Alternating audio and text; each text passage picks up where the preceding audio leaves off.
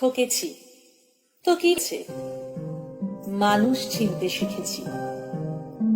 কাউকে ঠকিয়ে যারা নিজেকে বড় ভাবে তারাও একদিন ঠকবে। অপেক্ষা শুধু সময়। যে ধোঁকা দেয় সে চালাক হতে পারে, তবে যে ধোঁকা খায় সে বোকা নয়, সে বিশ্বাসী।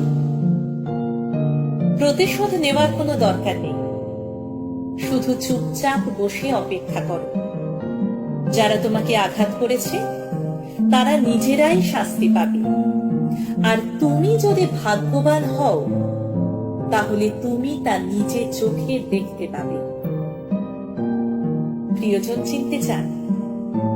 তাহলে একবার বিপদে পড়ে দেখুন, যাকে পাশে পাবেন সেই প্রিয়জন।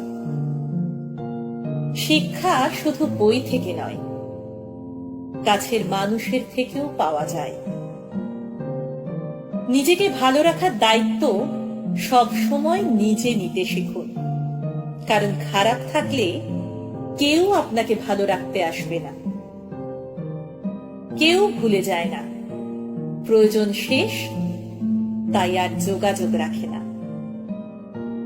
কষ্ট কখনো কমে না, শুধু সহ্য করার ক্ষমতা বেড়ে যায়।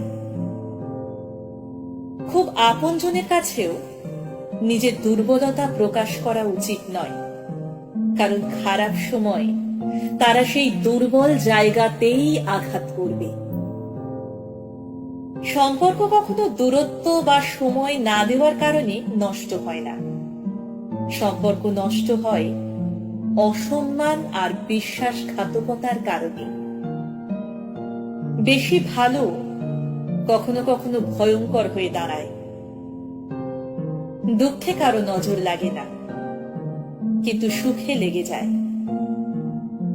আমাদের সবচেয়ে বড় রোগ হলো লোকে কি ভাববে।